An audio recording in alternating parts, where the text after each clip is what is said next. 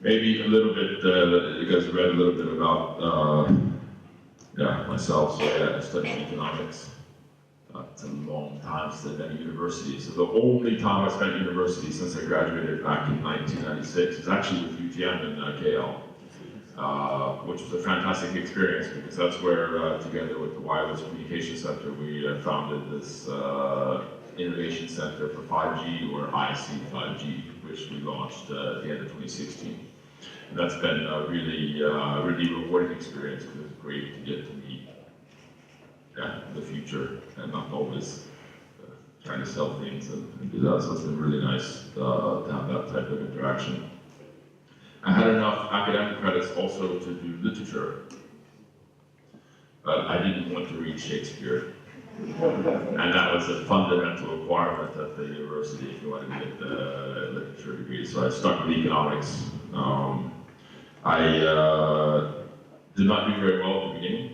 And that's for two reasons. I mean, the main reason was it was my first time living on my own, and I found the amount of freedom quite exciting. So I didn't spend that much time studying. And the other one is, in those days, I used to play football, but not American football, this one. So so I played at the university there. And those two things, the freedom and the football, distracted me a little bit from the school, but I tried a lot harder towards the end. I moved to Sweden in 1998, and that was completely random. I was working in the US. I was working in my hometown. I kind of wanted to get out of my hometown, which is, you could say, Washington, D.C. or the South. And this opportunity came up to go to Sweden. And I thought 1 year couldn't hurt anyone. I was 23 years old then. Yeah, and I stayed for 15 years, got married, had 3 kids, and a bunch of stuff happened. So life changes, and not in the way one would expect. But I'm very lucky. I have 3 wonderful kids and a fantastic wife. And during my time at Ericsson, I think it's taught me a lot about who I am as a person, a lot more than what I knew before I moved to Sweden. Although it hasn't been my toughest leadership job, I'll tell you about that in a second. But during my time at Ericsson, I had the chance to work in different ways in about 60 countries. So negotiating contracts, working with customers, and that really, working with all those different cultures, it's just been amazing. I mean, different ways to negotiate, different ways to deal with conflict, different ways to try to make a difference. That's probably been one of the single greatest things I've gotten during my time. I worked in many different areas in Ericsson. That's really taught me a lot about different cultures and also being curious about different cultures, which is a very useful thing when you work with Malaysia, Sri Lanka, and Bangladesh, because depending on how you want to count, there's about 150 languages spoken in those 3 countries combined if you want to have the dialects. And of course, there's many different ethnic groups. There's many different cultures. The way countries are run are very different. And the beautiful thing about Ericsson is we're present in 180 countries. So I mean, Ericsson has to be able to, my company has to be able to adapt to the approach locally. And I think that's been, for me, the most rewarding part about working at Ericsson is getting to work in different places and meet some different people. And I know when I look back at my time being here in Malaysia, the thing I'm always going to remember the most is not so much the work and all that, but it's the people and the partnerships we made, and of course, more than anything, the Brannigan food, which is my favorite. So that's, of course, very important. My toughest leadership job was actually, I would name 2. I mean, one was coaching my sister's soccer team when I was 12, and they were 7. That was very difficult. So, for 8 cats.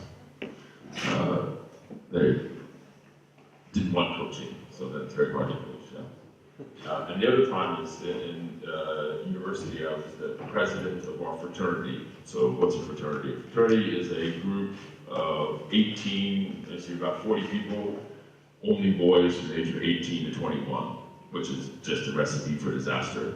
And as the president of the fraternity, you're responsible for the total academic performance of the group, the sports performance of the group, and the community service performance of the group. And that's how you're measuring whether or not you get to stay on campus. And I mean, I don't know if you know any 18 to 21-year-olds, but it's a little bit unpredictable and very difficult to lead. So that was the most difficult one. And yeah, so that's a little bit about me. Now, maybe I'll speak very briefly about the company. So Ericsson has a long history, just like UTM. We'll come to that in a second. About 140-year-old company, 142. We are known for doing many things, of course, and I'll talk about that, but I think one of the big things, going back to the SDGs, is we believe our purpose as a company is to innovate technology for good. So that could be restoring communications in a country like Nepal after they had the earthquake within one day, getting communications back up in Afghanistan after all the wars and the things that happened there very quickly through something called Ericsson Response, which is a partnership we have with the UN. It's simple things about spreading broadband, and I'll talk about the impact of that, but this is essentially who we are as a company and what we stand for. We believe by doing what we do for Cellcom that we're actually making a difference in the world, because we're making a world that's more inclusive, where information is free for all, and we think that makes a difference. From an employee perspective, we have a few core values. Bruce is still working on what they are, but you're learning, right? So it's respect, it's perseverance, and it's professionalism. Those are our three core values. And we, coming from a small country, Sweden has only 10 million people. We have a lot of big companies for such a small country. We believe a lot in inclusiveness, transparency, building trust. These are important parts of the Swedish culture that get expressed through companies like Ericsson. Broadband, which is the thing that Ericsson does in the broad sense, but not the broadband that maybe that we always think about, but broadband over mobile, is extremely important all over the world, and definitely in this part of the world. I mean, there's a number of studies showing this. For every 1,000 broadband connections, 80 new jobs are created. And I was at the World Islamic Economic Forum last week in Kuching, which was very nice place to visit. Talking about this, I mean, this broadband is the fundamental for anything we want to do. So when we want to talk about digital Malaysia or digital free trade zone or all the transformation that we talk about, broadband is fundamental. And most people will touch broadband on mobile. So getting mobile broadband in these countries, I mean, if we take Bangladesh, for example, very important. And I think if we look at Malaysia, particularly in the rural areas, working together with the government, with universities to find ways to cost-effectively roll out broadband is very important. And I think it's fundamental for how the economy will develop going forward. Because in the future, which is where the 5G Innovation Center comes into play with UTM, we see there will be so much change and so much innovation. And this is some example. These are partnerships we have with the Swedish industry, where we see that we're developing what we call the industrial internet. So one example, which we were showing you, UTM, is a partnership we have together with ABB. If you remember the robot we were showing on the first day of the launch, that's basically based on this partnership we have together with ABB. And there's some other examples. These are things that will start to happen. So transformation in these industries. Can you imagine, for example, being able to put sensors into the soil, oil palm plantations, to track the peat concentration, track temperature, etc., as an early warning system if fires were to break out. That sensor could send information over the mobile broadband up into the cloud and then distribute to the authorities, for example. There are other industries like mining where the work can be done now remotely using mobile. So the really dangerous jobs can be done by, let's say, sensors and somewhat intelligent machines. And then people start to get worried about, does that mean jobs will disappear? as we start to make machines a little bit more intelligent. And yeah, will there be structural changes? Yes, but the whole thing, at least in my view, is this is about making industries more productive. And the more productive you are, the more competitive you are, and the more you move on. So when I just came back from Bangladesh, there's lots of discussion about what will happen to the textile industry when it becomes more, the robots become more intelligent, and all these people lose their jobs. Well, Bangladesh becomes more competitive in their niche that they're good at. And I think that's true with many industries. But there will be change. And change is a little bit what we're going to talk about today from a leadership perspective, because just like UTM is facing change, as I was discussing with the Vice Chancellor, companies like Ericsson are facing change. And the challenge is, how do we as leaders manage the change? And so that's what we'll try to talk about today. And I think my idea is to see if we believe we're in what type of change landscape we're in right now. Talk about what I believe or what we believe that means you need to do from a leadership perspective, and then even do, hopefully, if we get this far, talk about some team fundamentals that we've been working on, that Youngie and I do in our team, and maybe give some practical tips. And I think I hope this will be interesting. The Vice Chancellor was just explaining to me that maybe in academia, the leaders are reluctant leaders, because maybe you're a good professor, but then why have the hassle of having to deal with all the people, and, the stuff, and the budgets keep changing, and the stuff, right? In a way, it's similar to Ericsson, because we're a lot of engineers, and our engineers like to solve problems, and problems in a network, not problems about how to deal with the fact that the salary races are too small and everyone's unhappy, and very different problems. So we also have to do a lot of leadership training. So let's see. So first, change management. I don't know if you guys can read this. It's a Dilbert. Maybe I can read it for you if you can't see it. It says, we're hiring a director of change management to help employees embrace strategic changes. And they said, or we can come up with strategies that actually make sense for employees, and then they would embrace change. And the boss said, that sounds harder. Now, okay, so change management. Yeah, so first, I want to explore a little bit with you, do a bit of a test, understanding the environment we're in today. So is today situation, our life situation, different from the past? Does anyone know where that is? I hope so. It's the weld, right? Yeah. 1905? Is that right? 1904, 1905? I think so. Anyway, I got off the UTM website. So, I hope it's right. What's different about today?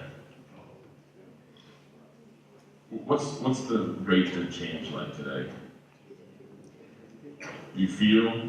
Think about, with one of these things, how quick life is, right? How much time are you spending double tasking, or multitasking? So much time, right? How many new innovations are coming out that completely change maybe how you teach, or how you learn, right? YouTube, if I'm not mistaken, is used for education purposes more than anything else. Most content on YouTube is for education. I even use it for that.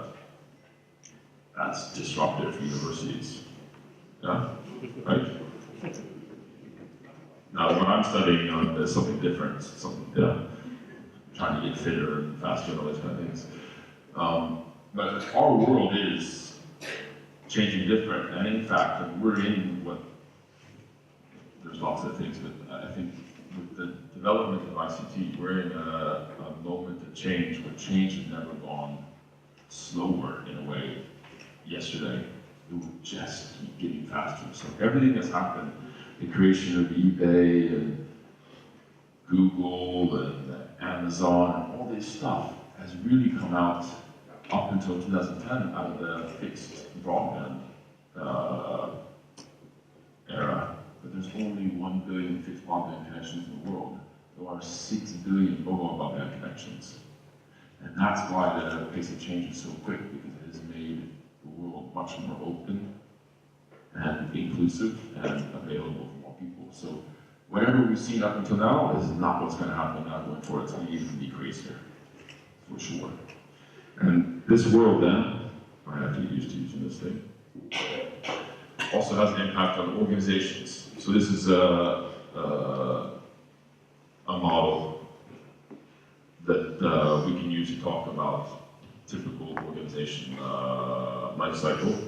And yeah, it's normal. It's worrying for a company like Ericsson. We're 142 years old, so you wonder how long it would be as old as Yoda, what we can imagine.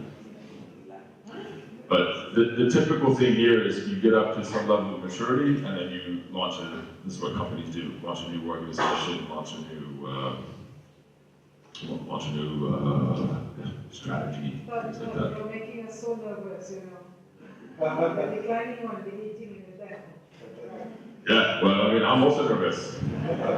So, maybe I forgot to say this in the introduction. So, I mean, what I'm going through today is exactly, and even Dr. Bruce has seen parts of it, exactly what I discuss about with my leadership team and my leaders when it comes to managing change. So, for the day, you have to imagine you're in the Ericsson executive team helping me figure out how to take more business in Malaysia and deal with all the change. Yes, I should have said that.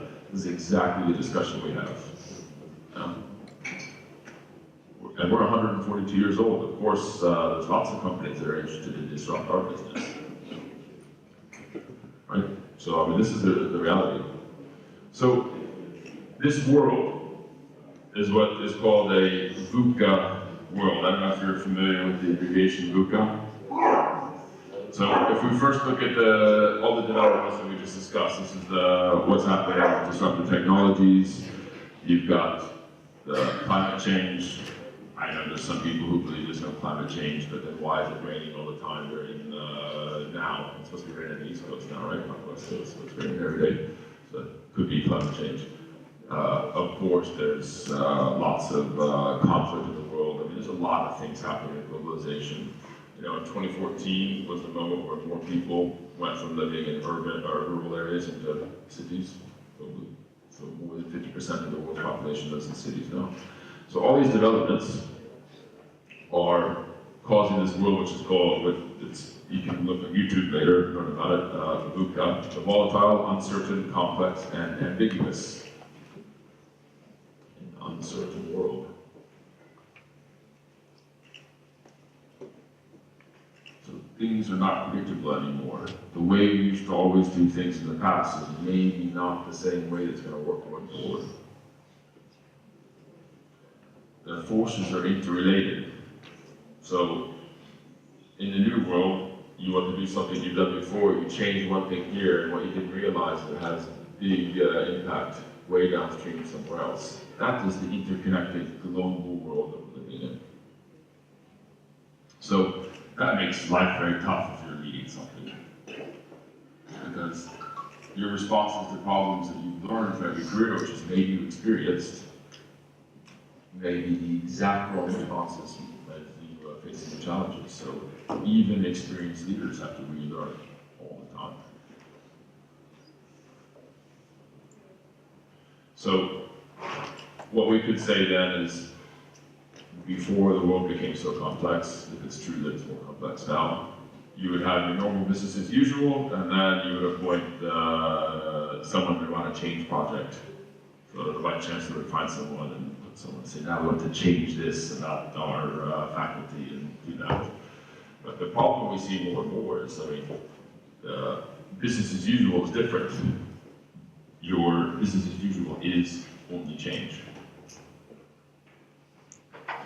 Yeah, so at least for Ericsson, I mean, our environment is one of constant change, constant need to adapt, constant need to move around and figure out how are we going to react to new market forces.